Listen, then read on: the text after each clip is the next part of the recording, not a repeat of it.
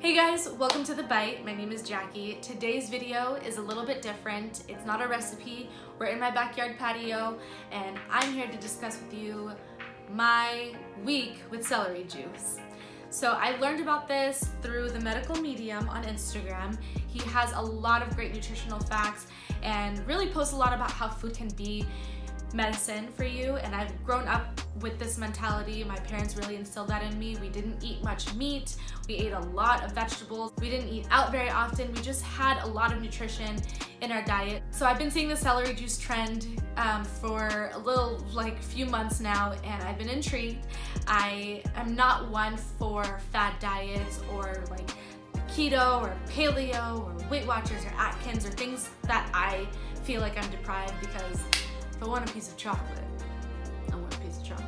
This is just something that could be implemented into your daily routine, and it was easy to do. I mean, it took a little bit of effort, but it's easy to implement. So what it says is that you drink 16 ounces on an empty stomach of organic celery juice.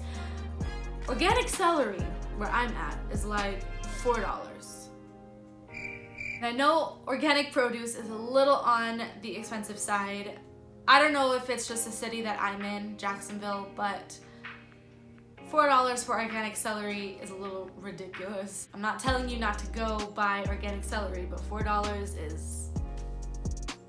They suggest to juice it plain, to drink 16 ounces of it before you take anything else in right in the morning. As far as the taste, it's not the best. I mean, it tastes like celery, but it also has a little bit of saltiness to it. So the medical medium suggests that the sodium that's in celery juice is actually a cluster salt, and that is critical for the brain. He also mentions that it helps with indigestion or acid reflux, that it is cancer fighting, that it's great for the gut, that it's great for your liver, it fights autoimmune disease, just so many great benefits, and I figured why not give it a try. It's good, it tastes fresh, but it just tastes like you're eating a celery stick with a little bit of salt. That's basically it. The second day, as you drink it, it becomes a little bit more tolerable, and I just did straight celery. If you can't tolerate the taste, they say to juice it with an apple or a lemon, but to get the best benefit, to just strictly do the organic celery. I juiced it for my mother-in-law, and I put about a quarter of a pear and a little bit of a lime and some ginger, because ginger and lemon are they pack a punch, and they really are great for your body. They're great anti-inflammatory, just so many. Lemon and ginger is always good. They always say drink lemon and ginger tea, so why not put it in your celery juice? And then the pear was just to add a little bit of sweetness to kind of make it a little more palatable if you just don't like the flavor. And she liked it better that way. I wanted the straight benefits. I just wanted to see what it did if I just did straight celery juice for 1 week. So I drank 16 ounces every morning for a week, and what did I notice in the end? Not a whole lot. That's not to say that it wasn't actually working internally. I mean, I'm not saying that it doesn't do anything, because I believe that it does.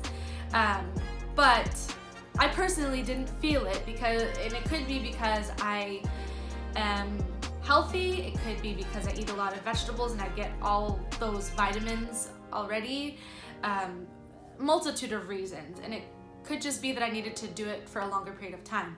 But in a week's time, what I did notice was that I felt more mental clarity. And that was honestly before I read that the cluster salts are good for the brain.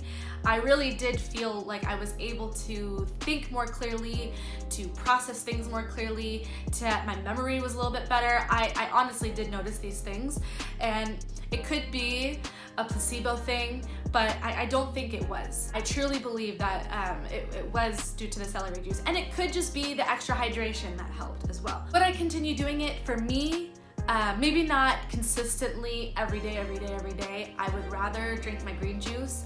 Honestly, I would just stick some extra celery into my green juice. It is a costly habit to get into, because it's like you're taking your groceries and just sticking it in the juicer, and you're throwing away the pulp. But there's so many things that you could do with the pulp depending on what it is. I've tried baking with some pulp like kale or celery, but they're very fibrous and they're very stringy. I've tried doing a few things with them and I just wasn't a fan. But if you garden, and I know it's winter time right now, but if you garden, you can always stick that into your compost and use that as vitamins for the soil, and that will help your plants grow. My parents do that in San Diego, and their garden is outrageously beautiful. So overall, I didn't notice, for me, any major differences worth noting, except for my mental clarity.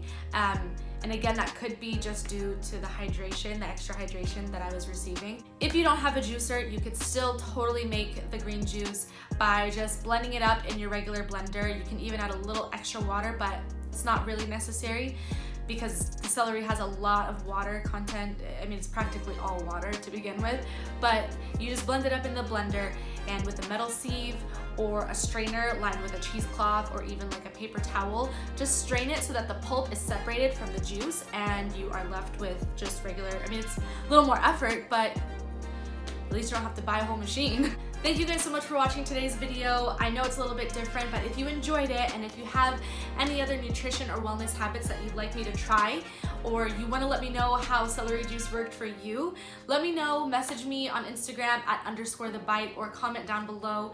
Don't forget to subscribe to the channel and hit the notification bell to see when I post new videos. I have some new awesome recipes coming up, and in the month of, or towards the end of March through April, I have a lot of vegan recipes coming up.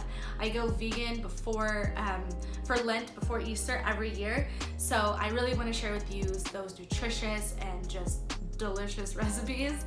So stay tuned for that, and I will see you next time on The Bite. Thanks for watching, guys.